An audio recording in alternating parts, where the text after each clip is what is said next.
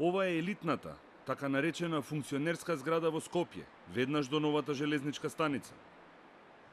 Во овој објект, изграден пред повеќе од 20 на години, се сместени повеќето од државните станови, кои се наменети за функционери што не се од Скопје.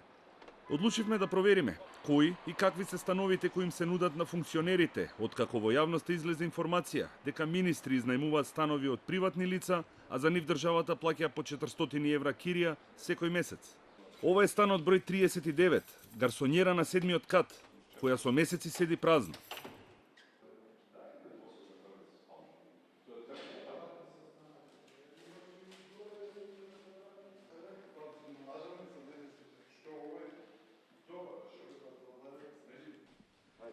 Станот 42 од 50 на квадрати е на 8-миот кат. Предходниот функционер го напуштил. Нов не сака да се всели. Очигледно е зошто.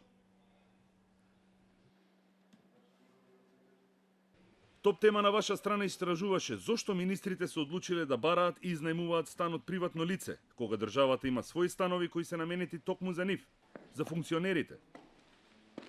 Министерот Бектеши не гледа ништо спорно во тоа што изнајмувал стан за кој месечно се плаќало околу 25.000 денари, бидејќи ако секој ден патувал на релацијата Кичево-Скопје, патните трошоци би изнесувале далеку повеќе. Јас живеам во Кичево, а Кичево е оддалечено од Скопје, од моето работно место на над 100 километри и ако имате во предвид дека тоа ни паѓа и по закон и по одлука на влада, секој што живее над 100 километри и тоа мислам дека е и добро, пошто не правиме патни трошоци, како што само јавноста веќе ги слушна што се случувало со патните трошоци. Акционерското друштво за стопанисување со станбени деловен простор е институција која располага со државните станови наменети за функционери. Станува збор за 75 стана, од кои 25 не се изнајмени и седат празни.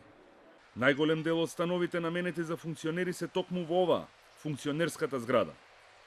Значи 75 стана е бројката која што во моментов ова акционерско друштво ги поседува како собственост.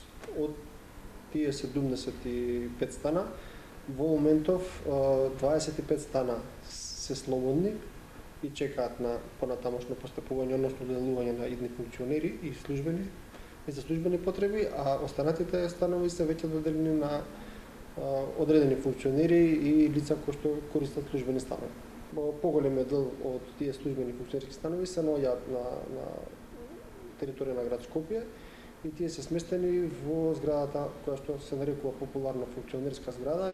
Надоместокот кој државните функционери треба да го плаќаат за станот е повеќе од символичен. Во зависност од квадратурата, киријата е од 2 до 5.000 денари.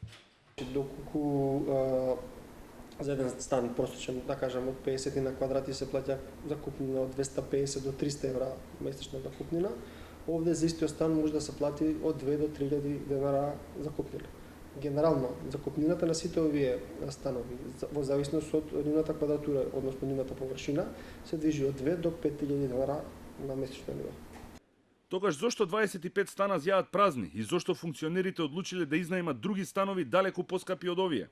Состојбата во која што се наоѓаат не е идеална. Значи, е задоволителна, меѓутоа далеку од некој си функционерски стан, односно да ги има сите потребни услови кои што се потребни функционерот веднаш да се всели без при тоа да носи било што од оние ствари кои што му се потребни за живот, нормално мебел, спална соба за спиење, не знам, кујна и така натаму, така натаму.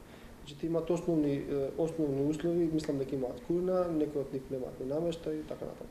Според Трајковски, лошата состојба во која се наоѓаат становите се должи на фактот што институцијата нема пари да ги одржува, реновира или репарира, пред се поради ниските кирии.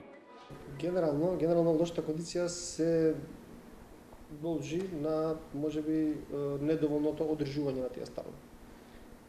Тоа е една работа, втора работа како и секој закупец, значи состојбата во која што закупците претходно ги оставиле и ги примиле становите не е иста.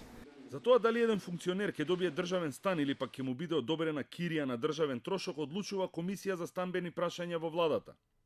Според постоечките прописи, Право на стан или кирија има функционер именуван од владата кој живее на повеќе од 30 или повеќе од 100 километри оддалеченост од Скопје. Според одлуката објавена во службен весник број 65, уште во 2009 година, надоместнокот за закупнина или право на користење на државен стан му следува на избрано или именувано лице во случај кога местото на живење е оддалечено повеќе од 100 километри од местото на вршење на функцијата. Во случај кога оддалеченото место на живење е повеќе од 30 километри од местото на вршењето на функцијата, на избраното или именуваното лице му следува само државен стан, но не и опцијата на доместок за закупнина. Министрите ги исполнувале горе наведените услови и поднеле барање за искористување на ова право. Надоместокот за закупнина на стан се исплаќа од сметката на органот, односно институцијата од која е избран, именуван или назначен. Од владата соопштија и дека од јуни им доделила државни станови на 6 функционери. Садула Дураки, министер за животна средина и просторно планирање, вице-премиерот Хазби Лика, Нефурс Челику, државен секретар во Министерството за земјоделство, шумарство и водостопанство, Самка Ибраимовски, поранешен министер без ресор, а сега пратеник, Бајрам Џујловски, вршител на должност директор на Агенција за стоковни резерви и Маријан Коцев, помошник директор во оддел за криминалистичка полиција.